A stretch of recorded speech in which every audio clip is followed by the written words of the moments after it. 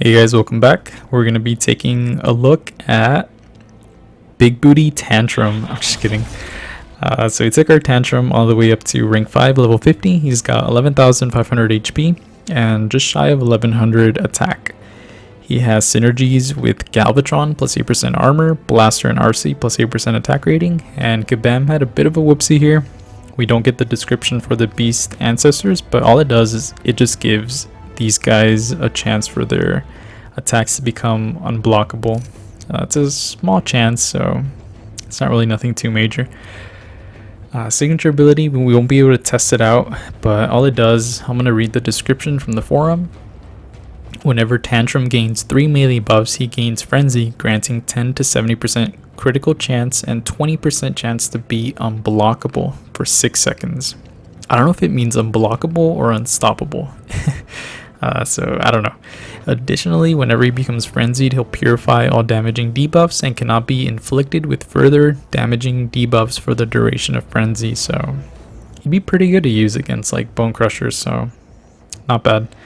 Actually against any bot, so anyone that applies like a damaging debuff, so he's pretty good there. Nice little synergy or signature. He's got melee buffs, unstoppable, and burn. So this bot's naturally tough Cybertronian exterior permanently provides 10% passive armor. He'll also gain an additional 25% passive armor whenever he dashes forward. And when dashing forward, he has a 100% chance to gain a melee buff, increasing melee damage by 24%. So max 10 stacks, he's got 240% extra damage, which is really nice. But the downside, of course, is anytime he dodges backwards, he'll lose all his melee buffs. Heavy attacks have a 2% chance for each melee buff on Tantrum to stun the opponent for 2 seconds, so 10 stacks, 20% chance for heavies to stun.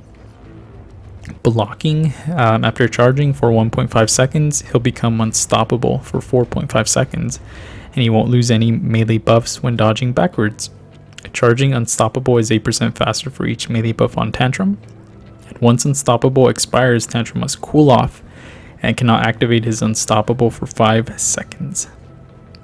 His special one, he has a 10% chance for each melee buff to inflict burn, dealing heat damage equal to 80% of attack rating over 4 seconds.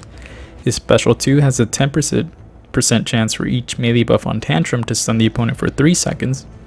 And finally, his special attack 3, he'll gain 3 melee buffs, which if you have him duped, he'll go frenzied and he'll go unstoppable for 9.5 seconds. So not bad on that special 3 in combination with the signature. So yeah, that's pretty much a Tantrum for you. I'm gonna be completely honest, guys, he seems a little bit underwhelming, and it may be because I don't have him duped yet. So we'll probably end up doing another video once we get him duped, and I'll give my true honest opinion on him. But at the moment, he does seem like in the middle of the pack as far as like the brawlers go. It's a ranged heavy attack that he has, and it's short, kind of like sound waves, where it doesn't go like all the way across the map. It just stops kind of like right in front of him. And I find the opponents or the AIs that I'm fighting against to be just dodging it like super easily, which kind of sucks. And he's also another bot similar to Grimlock, but I don't think as bad as Grimlock, where you gotta keep a mental note of your buffs and your cooldowns. So with Grimlock, you have to keep track of the melee buffs that you have and then throw out a heavy every so often. With this guy though, you gotta make sure not to backstep or step backwards. If you do, you're gonna lose all your melee buffs if you're not unstoppable, and that's one of the downsides, I think. Characters that make you change your playstyle, like with this guy, you're kind of forced either to hold down block, and in those 1.5 seconds that you're charging up an unstoppable buff, you're gonna take some damage more often than not. And of course, if you don't want to take damage, you can sidestep and even backstep, but at that point, you run the risk of losing your melee buffs or taking even more damage. So it's kind of a double-edged sword, I guess. And upon playing with him, I did like a trial run against Mixmaster yesterday as soon as I ranked him up, and yeah, I found myself often losing the melee buffs, which really sucks. But who knows, maybe I'm playing him wrong, maybe that's what it is. I also did put him on my base as a defender on in the middle node, node 4 on exo filter mod. And I thought to myself, oh, you know, if he goes unstoppable a lot more, then maybe he'll have like a, you know, bigger success of taking down opponents. But so far, only 2 people have attacked him since I've had him on defense. This guy with Dinobot, he basically just blew right through Tantrum, so that was an easy win for him. And this guy, I think he used his Optimus against Tantrum. Let me see. Yeah, so Tantrum did almost half of his HP in damage, which not bad, I guess. Maybe we'll find success in another battle once we get attacked again. But we're gonna go into the special mission and fight against ROK Mixmaster, and I'll probably end up doing like 2 different runs using Tantrum. One of them will be a more passive, very cautious playstyle, you know, keeping track of the melee buffs and not being like super aggressive, and in the other video will be a little bit more aggressive, try to get a lot of melee buffs up, and we'll see which playstyle I guess suits him best. But we are going to take this team with us. None of the Beast Wars characters give him anything, which really it kind of sucks. So not even like Waspinator or Rhinox or Cheetor, nobody gives him anything, which is unfortunate. But Blaster does give him the 8% attack rating, and these the leadership bonuses with Primal and Grinder plus 10% attack rating, and then our newly acquired Prowl will give him plus 10% crit rating. So not too bad. We'll see how he does though in this first run against Mixmaster. I am gonna pause the video right now, guys. I'm gonna go let my phone charge for a little bit. That way we're 100% fully charged for the fight against Mixmaster. So I will see.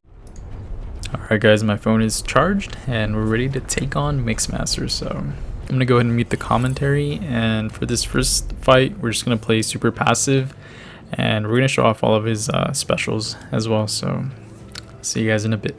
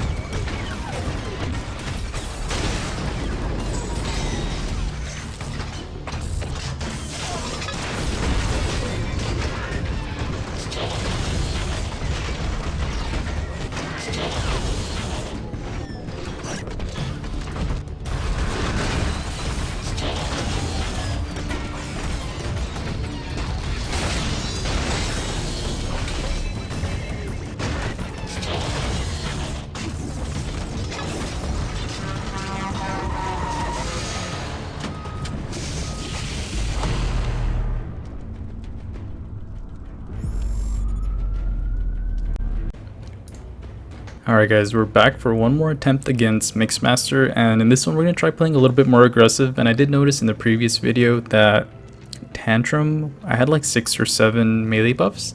I went to charge an unstoppable buff and it charged really quickly, so that was nice to see. But we'll see how it goes, I guess, against Mixmaster with a little bit more of an aggressive playstyle. So yeah, let's see how this goes.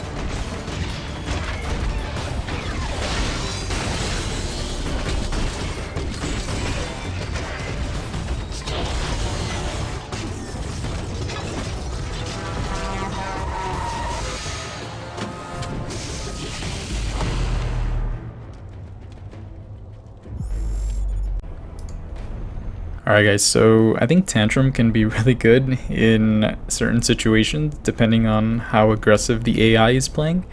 And if you guys saw, we were at 10 melee buffs for quite a while, and whenever we charged an unstoppable, it took like half a second to charge. It was so quick, which is amazing.